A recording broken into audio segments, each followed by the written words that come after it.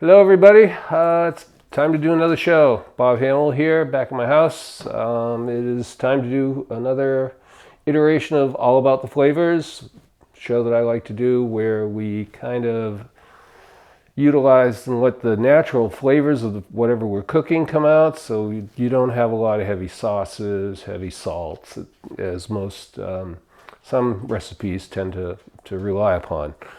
We don't like to go that way. We want to do something that's different. So today, what are we doing? Well, one of the things that I make a lot is, and we use it in multiple things, is homemade lemon ricotta cheese. And it's very simple. It's 6 ingredients. And the flavor is just outstanding. And it's very simple to do. Once we get it all put together, it takes I do it overnight. I let the ricotta cheese drain the whey off overnight instead of trying to force it. But that's just how it works out for me. So we're going to do that today. First of all, what are our ingredients? We've got a quart of heavy cream, a quart of whole milk, and you really want to use whole milk. I know some people worry about fat contents and try it with 2%. And I've done it that way, but it just the texture, it just is a little bit off. So we're going to take that, we're going to put it in a double boiler on the stovetop, going to bring the temperature up to 190 degrees. Then we're going to take it off, and we're going to add some things into it to make the cream milk mixture separate. And what do we add? We add basically acid. So we're going to add the juice of 3 lemons.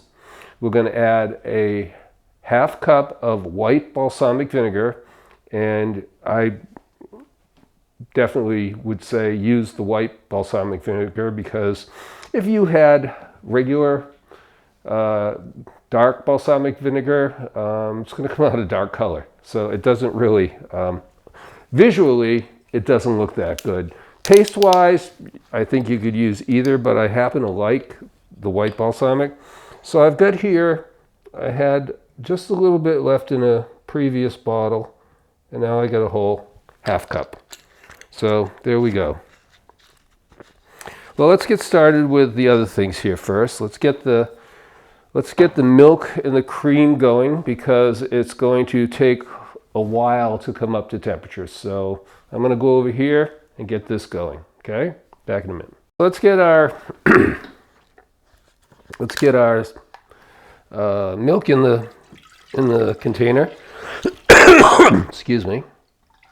Allergy season upon me once again. So we've got our milk, whole milk, and our heavy cream.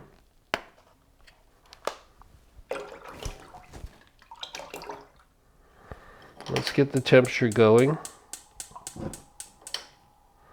I'm going to set this at a medium heat, and you don't really need the double boiler, but I like it this way because if, for example, and this has happened to me, I started cooking this, I got a phone call, and I run away and I take the phone call, and I come back and I've scalded the milk because the temperature just came up. What the water does is it doesn't allow that. It won't ever really come to a boil until the water would boil off. So anyways, let's see what the temperature of this is to begin with.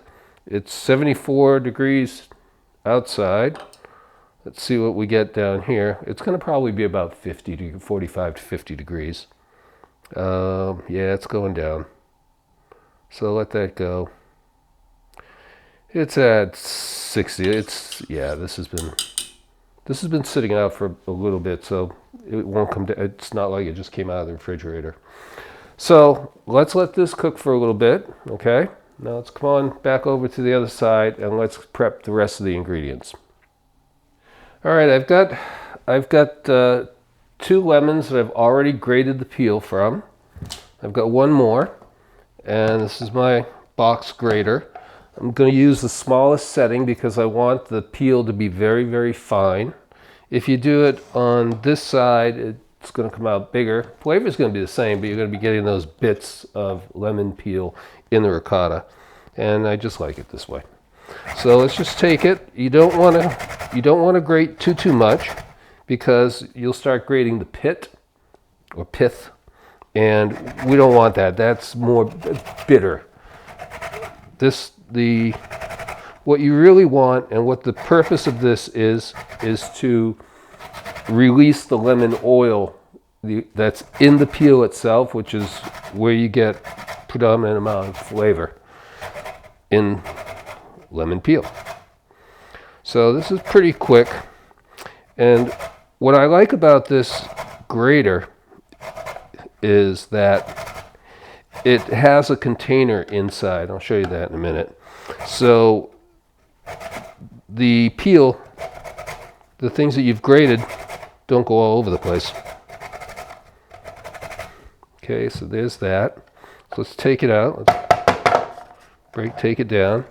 And you can see, got a whole nice lot of lemon peel. This will be good. This is going to be really delicious. There's a little bit inside here.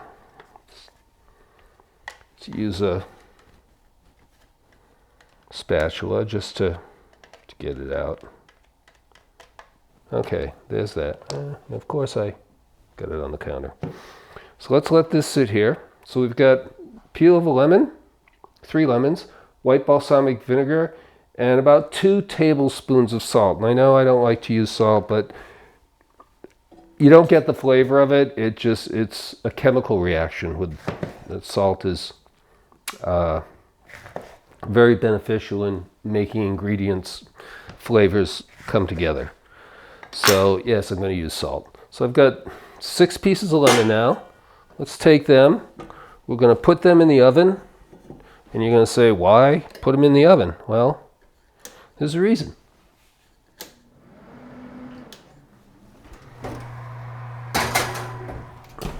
That's going to cook for about 10 minutes. And the reason is, when you have a lemon and it's heated, you get more juice out of it. It's easier to extract the juice from a warm lemon than from a cold one. So let's go back over here and check this out and see what the temperature is reading now. Okay, it's been a couple minutes, not a lot. And Ruby Roo makes her announcement yet again. Hello, Ruby Roo. Okay, our temperature is reading about 81 degrees, 82. I'm going to bump the heat up just a little bit because it's not going to scald. It's just going to, I want this to come up a little bit quicker. I mean, you can let it come up temperature slowly. You can do it fast. You can do it without like I said, you can do it without the water bath. But this, to me, ensures the fact that I'm not going to scald it. Because I get easily distracted.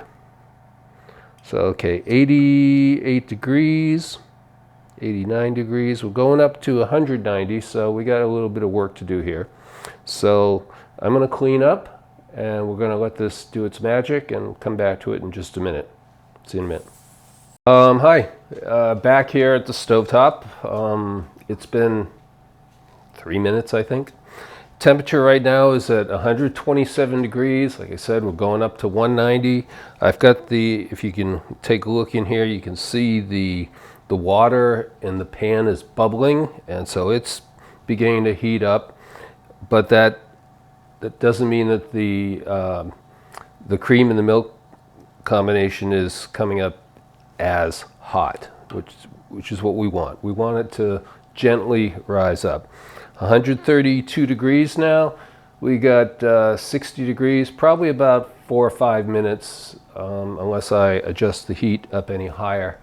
And we are now at 190 degrees. It just turned, okay? So I'm gonna swirl this for just a second. Oh, there goes the pot. Pot's dancing on its own. And turn this off. Take it out of the double boiler and just bring it over here. Yeah, let's be easy with this. So here, put it on that. I'm going to add my salt. Okay, let's get that out. My 1/2 cup of white balsamic filled to the top. I'm going to add in the zest of 3 lemons.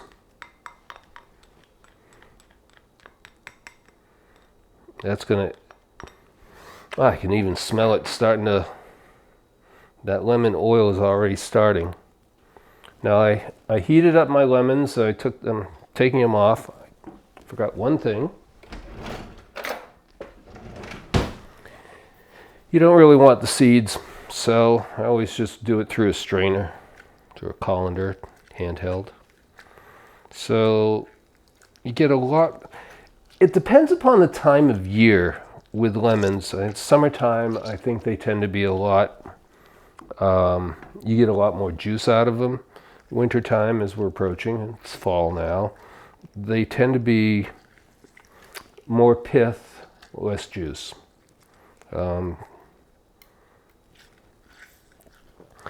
Maybe it's because they're coming from different regions of the world. Who knows? I don't know. Anyways, if you want to do like I'm doing, which is I just take my thumb and instead of squeezing all the time, just take it and push it against the cell walls of the lemon to extract the juice. You can see it's coming out. And later you might say, wow, that's a lot of juice you got there. Is that going to overpower it? No, it really doesn't. The lemony flavor is just so darn good. So let's get the last 2 here.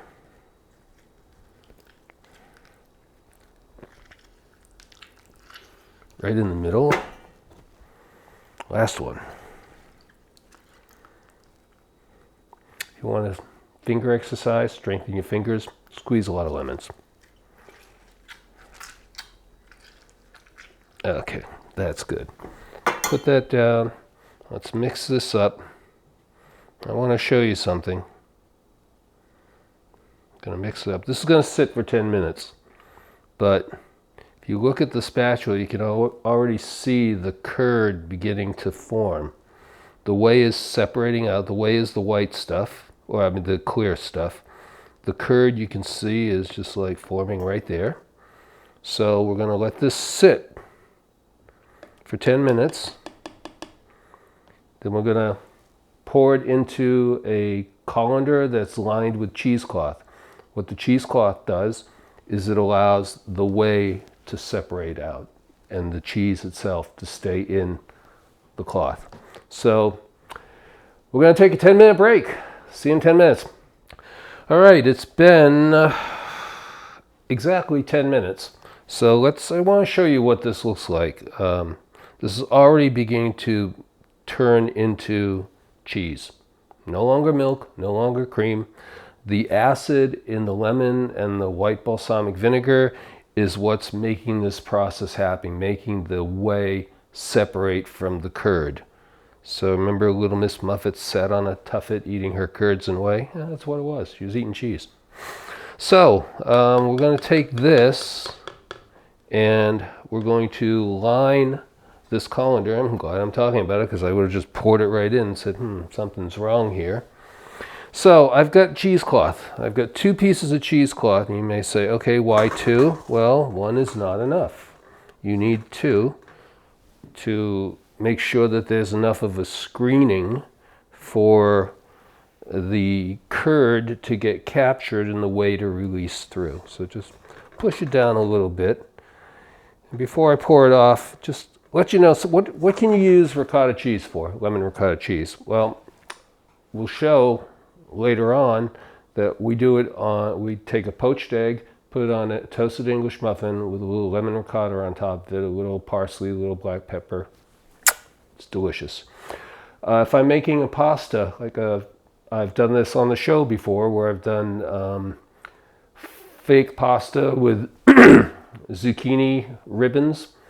Well, part of making the cream sauce for that dish is the lemon ricotta. So you can use it in multiple things. All right, so let's show this going. So I'm just going to pour this in. It's going to get a little messy. You can see that there's two things going on here. There's a little liquid, and then there's some solids. Solids is the cheese. The liquid is still the milk that hasn't separated out. Just going to pour that all in. All right, now it's just, you don't want to waste anything because this is all good stuff. And I'm blocking the camera, but I'm right-handed and I can't do this backwards. So you can see there's just a little bit more that came in here. Okay, that's good. We're going to let this sit for a few minutes because we want to, before I wrap it up and hang it to let it drain, I want to get some of this to reduce down. So you try messing around with 2 quarts of liquid hanging in a cheesecloth. It's not pretty if it breaks, if it opens up. Had that experience happen once before. So let's let this sit 5-10 minutes or so, see how quickly it starts draining off. And then we're going to go over and hang it on the string, and we'll be pretty much done for now. Okay? Go. All right, everybody. It's been, how many minutes has it been? It has been about 7 minutes. As you can see, there's a little bit of a ring around the top of the cheesecloth. That's the level that has of whey that has dripped out. So let's show how much of that has dripped out. How much of that has dripped out, Bob? Well, let's show it. So I'm going to lift this up, put it down, and that's the whey. That's what is separating out. That's the water content. The cheese, the curd is the fat content. So that is basically the water content that's being excreted out through the cheesecloth and through the act of the acid, the lemon and the white vinegar reacting with the salt and the milk and cream. So that's what it looks like. You can actually use this. There are some recipes, I think, where it's protein. You can make a drink out of it with some other things. You could actually I have recipes in my cheese making book that shows how to make cheese from the whey, because there's still proteins in there. There's still stuff to work with. I've never done it, but hey, there's recipes. If the recipes are there, somebody must have been able to. So anyways, I'm going to dump this and we're going to put this back in there, and in a couple minutes we're going to bring it over to my cabinet where I have a string hanging, and we're going to hang it, and that's what we're going to do for today. And then tomorrow, about another 24 hours later, this bad boy will be ready to be taken out of the cheesecloth, put into a container, thrown in the refrigerator, and actually you could just start eating it right then. So anyways, back in a minute. I'm going to dump this and see you in a minute. Okay, it's been about 4 or 5 minutes. Is that right? Yeah, about 4 or 5 minutes.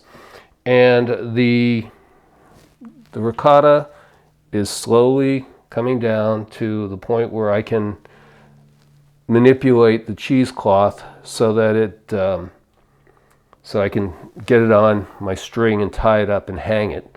This is a conventional piece of string. It is hooked up on the inside to one of my cabinet hangers. You can see that. You can't see that one.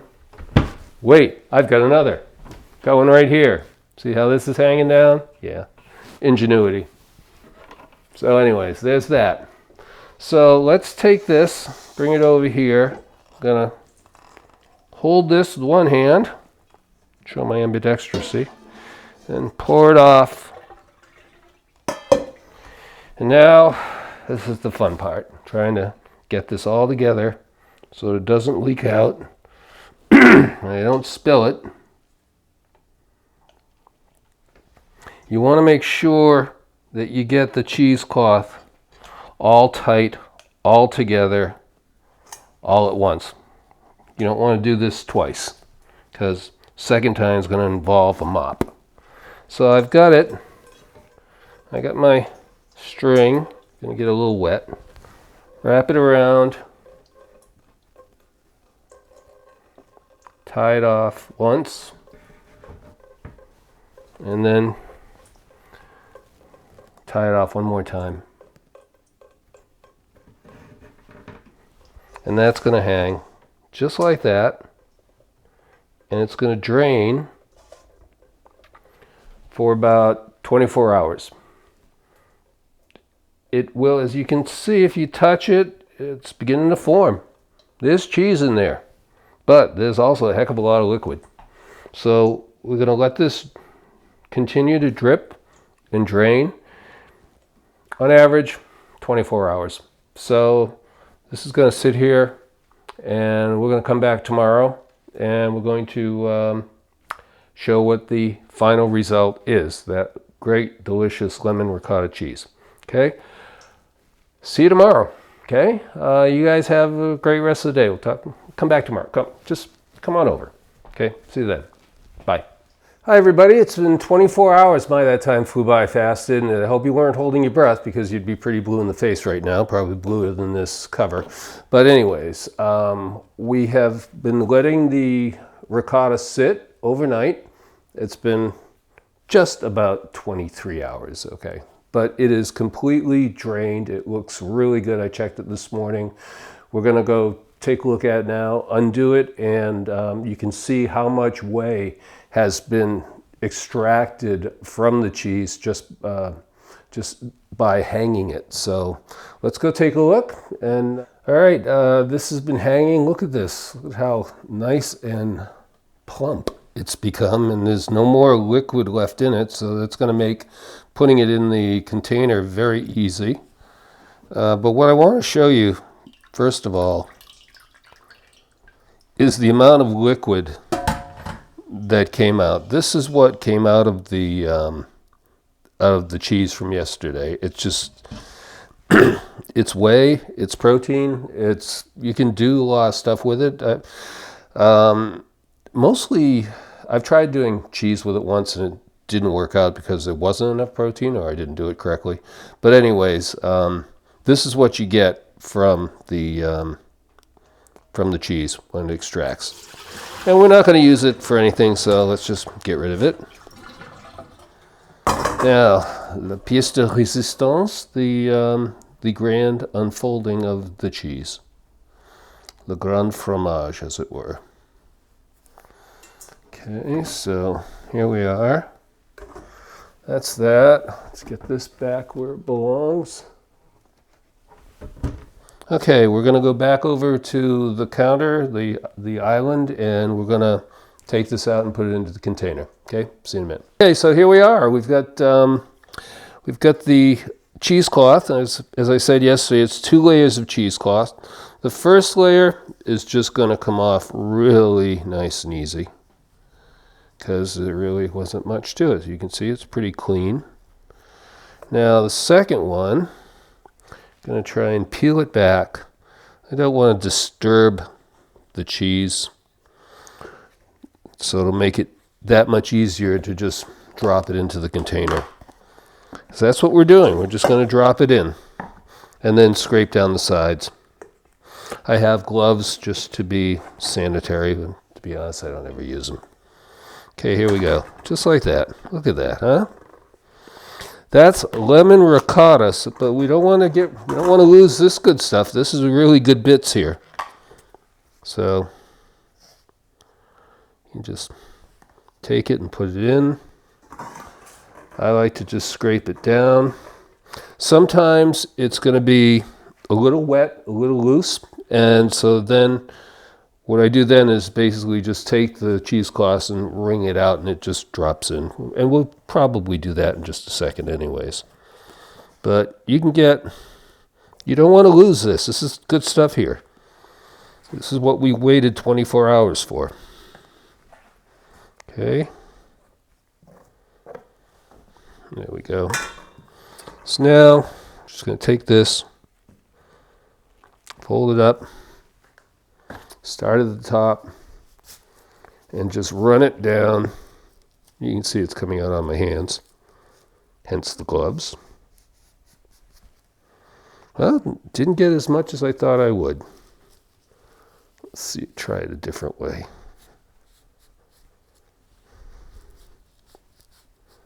Nope, not much, just a little. So we're gonna leave that for society. Get rid of these, and we are good to do something with this. So what can we do with it? Well, as I said yesterday, I use it in sauces. If I'm making a pasta dish, I'll use this to give some texture to the sauce. Homemade pizza. I put this on with a mixture of a couple different cheeses, but this just spreads out beautifully. And what we're going to do next, which is really cool, is we're going to do it as a poached egg on an English muffin with the lemon ricotta as the spread. And it's really, really good because, hey, that's what I had for breakfast this morning. So I'm back here with my dog. She's licking my hands because that's what dogs do. We're going to make some breakfast. What are we going to do? We're going to take an English muffin, cut it right down the middle, and put it in the toaster in a second. But first, let's get our poaching liquid going. I'm going to bump this up to high heat to get a simmer. And I don't know if it's a kitchen myth or if it actually works, but one of the things that usually for poaching, you need to add an acid to it, and that helps keep the egg tight. Also, swirling the water is supposed to do the same thing. I've done it both ways, and sometimes it works, sometimes it doesn't. So just a little bit, maybe a tablespoon of white vinegar. And we're just going to let it swirl around. This is going to take probably a couple minutes to come to a simmer. And once that's done, we'll start cooking off the English muffins so that everything can come together all at the same time. So back in a minute. Okay, we are ready to go. My water is just simmering. It's perfect. I've got a little bit of that vinegar in it. We're going to test that out. I'm going to take my English muffins, drop them in the toaster. They should come out nice medium. Probably about a minute and a half to 2 minutes in the toaster. Why do I know that? Well, there's a reason why. My wife doesn't like things overly toasted, and I like them overly toasted. So I have to make sure that when we do something like this breakfast, her English muffins get to be done on the lighter side, which is about 90 seconds, and I like it on the darker side, which is about 120 seconds. So, okay, that's an insight into my family, which you probably didn't need to know. But okay, anyways. So let's get over here. While that is doing its magic, I'm going to cut the temperature here down because I've got the boil that I want. Let's try the swirl technique. Okay, this is what you're supposed to do to keep the egg. And you can see it swirling a bit.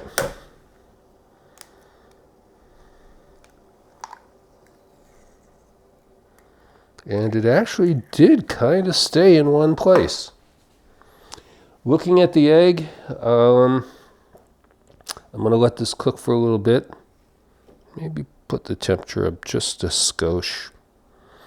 I want that egg white to form before I start maneuvering it, moving it around a little bit. So it's getting pretty good.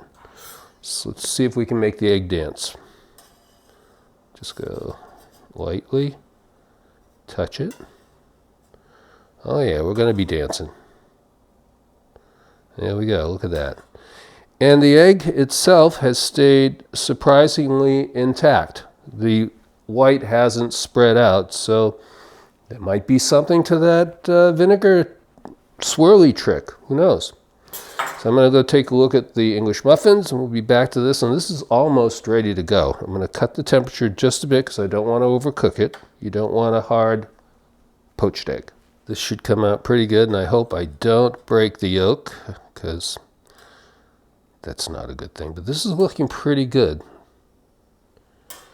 Temperature is going to be, I'm going to cut the temperature because I think it's cooked enough. We can get this ready in just about 10 seconds or so. Woo! Hot. Okay. Have to work quickly here because we don't want to overdo it. Now look at this ricotta. Look at how nice and easily this is going to spread. Once I put this in the refrigerator, it's going to harden up. It's going to tighten up a bit. But this looks good. This looks really good. Now let's take a look at, get this over here because you don't want to be going big distances with loose eggs. Not a good thing.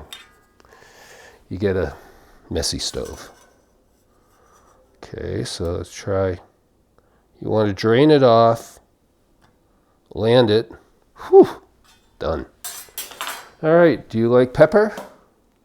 A little bit of pepper. Do you like cilantro? All right, a little bit of cilantro. We're gonna not do the red pepper flakes. Will be nice. Okay, so that's lemon ricotta, and that is a poached egg with lemon ricotta on English muffin. I hope you can do this at home, guys. This is simple. So just come back, watch the video, and make yourself up some ricotta cheese at home, and you're going to enjoy it as much as we do. So that's it. I'm Bob Hamel, all about the flavors in our house. You guys have a great day. See you some other time. Take care.